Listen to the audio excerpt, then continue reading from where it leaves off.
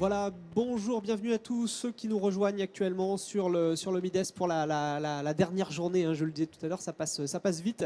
On est déjà vendredi pour le quatrième jour, on est sur le plateau télé à la rencontre des personnes qui font l'actualité, hein, dans le Midest. Sur cette thématique, sur cette émission à présent, cette interview, on est avec le pôle d'excellence québécois en transport terrestre. Je suis en compagnie de Jean Simard. Bonjour, Bonjour. Jean Simard. Quelques mots de présentation, on est ravis de vous accueillir. Alors expliquez-nous un petit peu, quand on parle de pôle d'excellence québécois en transport terrestre, qu'est-ce que ça couvre? Déjà quelques chiffres clés, quelques mots clés pour on vous cadre bien. Le pôle d'excellence, c'est d'abord un pôle qui est orienté euh, complètement en matière de transport. Alors, transport ferroviaire, transport de matière, transport d'équipements d'entretien, de maintenance, transport récréatif, qu'on a aussi, où on a chez nous une industrie très large de Oh, ce secteur-là. ouais, alors on peut peut-être faire un petit focus là-dessus. Quand vous dites transport récréatif, nous, Ouais. ça ne nous parle pas forcément. Alors, Qu'est-ce que ça représente derrière? On parle de quoi exactement? on parle de fabrication de de motoneige, de motomarine, de quatre roues, de véhicules hors route qui sont concentrés énormément au Québec par Bombardier, BRP, la compagnie d'où origine tout le système de Bombardier, toutes les compagnies de Bombardier. Et aussi, on a des compagnies comme Polaris, comme Kawasaki, comme Yamaska, et qui sont en général toute la base de la fabrication de produits récréatifs. D'accord, donc je comprends mieux pourquoi les motoneige, c'est vrai qu'au Québec, c'est c'est plus dans les mœurs qu'ici, hein. Tout Bon, à fait. ici, il a neigé un petit peu sur certaines régions Mais hier. ça nous en prend quand même plus pour faire rouler nos motoneiges. Oui, voilà, ouais. Ça tenait pas forcément au sol, donc ça ne nécessitait pas Non. forcément des motoneiges. D'accord, donc et quelques chiffres clés, combien ça représente d'adhérents, de membres? Le pôle compte 600 membres inscrits. C'est 31 000 travailleurs réunis. Et ça tourne aux alentours de 7 milliards de chiffre d'affaires au Québec par année. D'accord, donc on le voit, effectivement, c'est des chiffres assez éloquents. On voit que ça représente énormément de métiers, d'expertise derrière. Votre présence aujourd'hui sur le Midest, donc je crois que là, vous pilotez une mission avec des industriels québécois, c'est Ouais, on ça? est un groupe d'industriels. Il y a des industriels avec nous, il y a une dizaine d'industriels.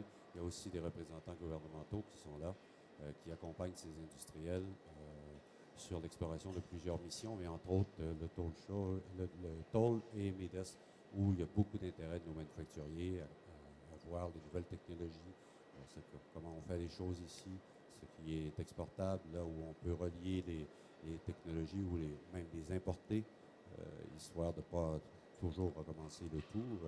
À l'ère de la mondialisation, il est normal qu'on puisse échanger entre industriels de même secteur.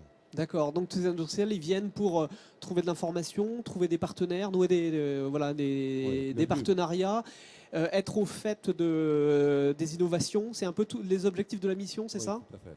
Et surtout créer des liens. Il y aura aussi un peu plus tard aujourd'hui euh, la conclusion d'entente de travail avec des gens, des pôles de compétitivité, l'AIF, avec les gens de Nord France Invest, avec différentes clusters ou pôles qui vont collaborer avec le nôtre pour, nous couvrons l'Amérique du Nord, mais plus particulièrement le Canada via la province de Québec. Et à partir de là, on va créer des liens de facilité au niveau des entreprises.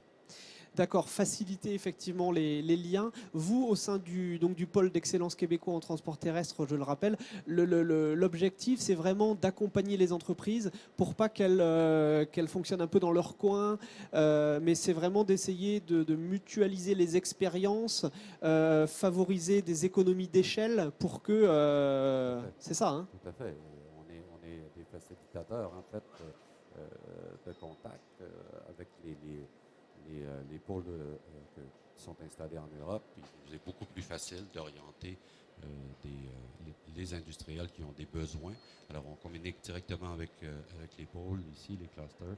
On dit, est-ce que vous avez quelqu'un dans tel secteur? Si oui, on met immédiatement les entreprises en contact, et ce qui fait énormément sauver de temps et surtout beaucoup d'argent.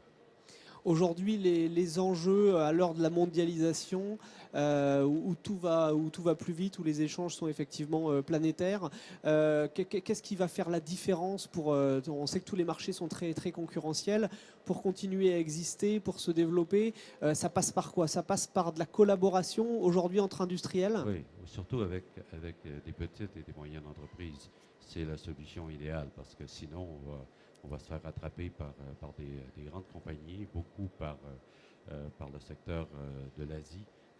Et alors, bon, ce que nous on se dit est la même chose avec les classeurs européens, c'est qu'il ne faut pas réinventer la roue, elle existe, on va créer des collaborations qui vont faire qu'on va gagner beaucoup de temps et qu'on va être en mesure à ce moment-là d'avoir une compétition beaucoup plus saine au niveau de la livraison des capacités de production. Enfin, simplifier, s'unir pour simplifier. S'unir pour simplifier, faciliter, mettre de l'huile dans les rouages, Voilà. c'est vraiment ces éléments Voilà. pour aider les... c'est vrai, il y a des entreprises qui peuvent être très spécifiques sur des secteurs de niche, mais qui n'ont pas une taille pour se développer. À l'international, ça peut être compliqué. Donc vous êtes là en appui pour les aider. Très bien. Le rôle des nouvelles technologies aussi, c'est majeur, hein, c'est d'être à la pointe pour justement être compétitif dans son domaine. Mais en technologie, on ne peut pas réagir, il faut agir, il faut être proactif, il faut apporter, surveiller les nouvelles technologies, pouvoir les adapter pour faire en sorte qu'elles puissent mieux servir le consommateur, enfin l'industrie majeure. Ouais, très bien. Ouais. Bon, c'est parfait. On y voit plus clair effectivement sur la mission et sur les objectifs du pôle. Merci beaucoup pour votre présence sur le plateau télé du MIDES. On a été ravis de vous accueillir. On vous souhaite avec les industriels qui vous accompagnent une très belle journée, dernière journée sur le MIDES, une très bonne fin de mission. Et puis on espère vous revoir peut-être l'année prochaine pour aussi débriefer de tous les échanges qui ont pu être noués. Fort probablement. C'est toujours un plaisir d'être chez vous. Plaisir partagé. Merci beaucoup, Monsieur Simard, et à bientôt.